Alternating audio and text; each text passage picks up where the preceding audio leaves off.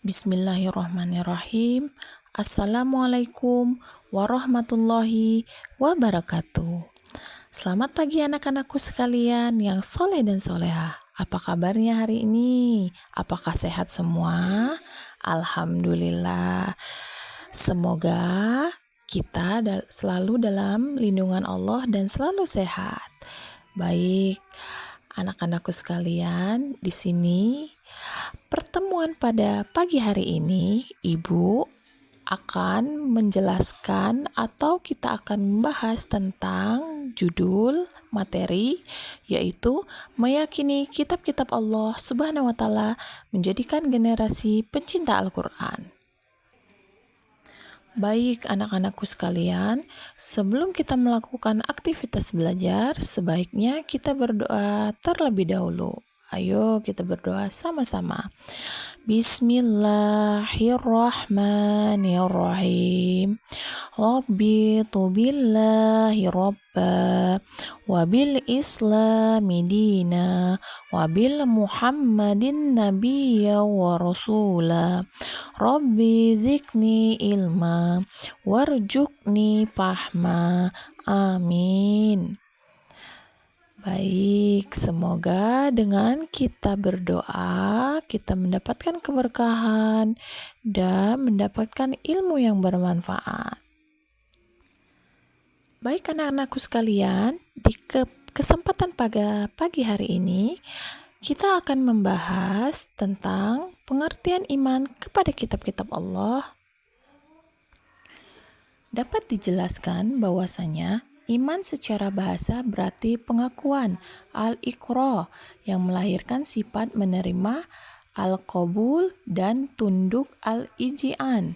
Sedangkan secara istilah iman berarti membenarkan dengan hati, mengikrarkan dengan lisan dan membuktikan dengan perbuatan. Jadi, iman kepada Allah Subhanahu wa Ta'ala adalah membenarkan bahwa Allah Subhanahu wa Ta'ala mempunyai kitab-kitab yang diturunkan kepada Nabi dan Rasul-Nya. Selanjutnya, nama kitab-kitab Allah. Kitab Allah atau bisa disebut dengan wahyu Allah yang disampaikan kepada para nabi dan rasul yang dibukukan dalam satu kumpulan utuh menjadi kumpulan wahyu. Kitab-kitab Allah yang diturunkan kepada nabi dan rasul ada 4, yaitu yang pertama kitab Taurat, kedua kitab Zabur, ketiga kitab Injil, dan keempat Al-Quran. Baik, berikut adalah pembahasan dari keempat kitab tersebut. Yang pertama, kitab Taurat. Kitab Taurat adalah kitab yang diturunkan oleh Allah Subhanahu wa Ta'ala kepada Nabi Musa alaihissalam, sebagaimana Allah Subhanahu wa Ta'ala berfirman di dalam Quran surat Al-Maidah ayat 44 bahwa kitab Taurat merupakan petunjuk bagi Nabi Musa alaihissalam dan nabi-nabi Bani Israel sesudahnya sampai kepada Nabi Isa alaihissalam. Yang kedua yaitu kitab Zabur. Kitab Zabur adalah kitab yang diturunkan oleh Allah Subhanahu wa Ta'ala kepada Nabi Daud alaihissalam. Kaum Bani Israel di dalamnya terdiri dari 150 surah yang berisi nasihat-nasihat, hikmah, pujian, dan sanjungan kepada Allah Subhanahu wa Ta'ala. Sedangkan penjelasan yang ketiga yaitu kitab Injil adalah kitab yang diturunkan oleh Allah Subhanahu wa Ta'ala kepada Nabi Isa alaihissalam.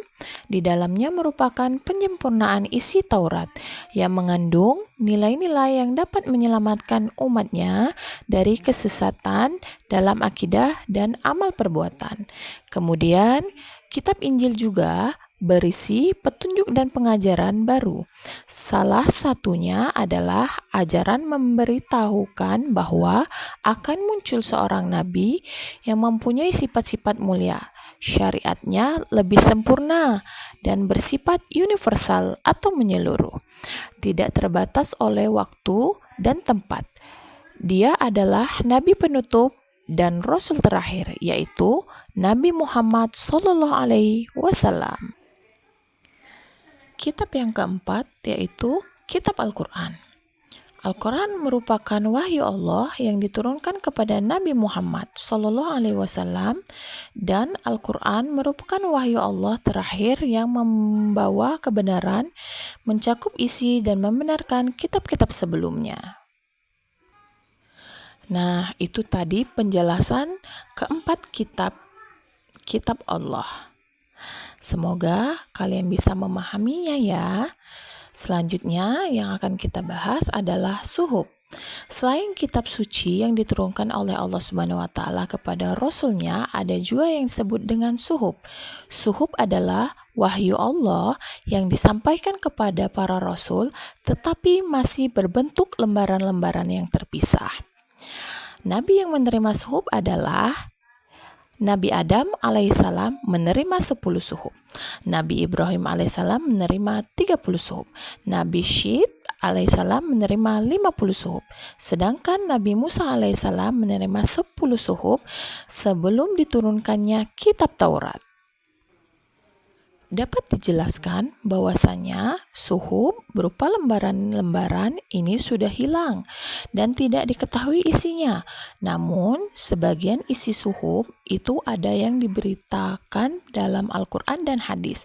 Misalnya, ajaran suhuf Nabi Musa alaihissalam dan Ibrahim alaihissalam yang terdapat di dalam Quran surat An-Najm ayat ke-36 sampai 41. Berikut ini adalah 1. Seorang yang berdosa tidak akan memikul dosa orang lain. Yang kedua, manusia hanya memperoleh apa yang telah diusahakan. Yang ketiga, perbuatan manusia kelak akan diperlihatkan padanya. Yang keempat, perbuatan manusia akan diberi balasan dengan yang sempurna. Nah, itu tadi penjelasan dari suhuf. Baik, selanjutnya yang akan kita bahas adalah menjadi generasi pencinta Al-Quran. Menjadi generasi pencinta Al-Quran adalah kewajiban kita sebagai generasi penerus Muslim. Mencintai Al-Quran bukan hanya membeli dan memajang Al-Quran saja, akan tetapi juga membaca, bukan hanya sekedar membaca saja, tapi tahu makna dan juga mempelajari kandungan setiap ayat dalam Al-Quran sehingga bisa dipahami isi di dalamnya. Setelah memahami artinya, tahapan selanjutnya adalah menadaburinya, yaitu merenungkan maknanya dan membangun kesadaran dalam diri agar terdorong untuk mengamalkannya dalam kehidupan sehari-hari. Sedangkan langkah berikutnya adalah tentu saja mengamalkan dalam kehidupan sehari-hari. Dalam suatu hadis yang diriwayatkan Imam Ahmad, dijelaskan bahwa puncak dari pengamalan Al-Quran dalam kehidupan sehari-hari adalah akhlak yang mulia. Sementara akhlak mulia adalah cerminan orang yang bertakwa. Hubungan antara iman kepada Al-Quran, akhlak mulia, dan ketakwaan ini dapat dibaca di Quran Surat Al-Baqarah ayat 2-4. Nah, itu tadi penjelasan dari pembahasan kita mengenai kitab-kitab Allah.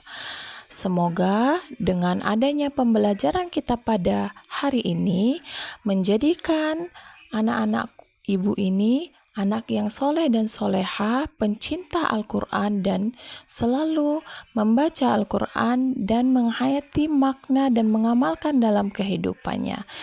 Semoga kita selalu dalam lindungan Allah Subhanahu wa taala dan selalu bahagia dan selalu sehat. Amin ya robbal alamin. Sekian pembelajaran pada hari ini. Kurang lebihnya Ibu mohon maaf, kepada Allah Ibu mohon ampun. Ibu akhiri, wabillahi taufiq walhidayah. Wassalamualaikum warahmatullahi wabarakatuh.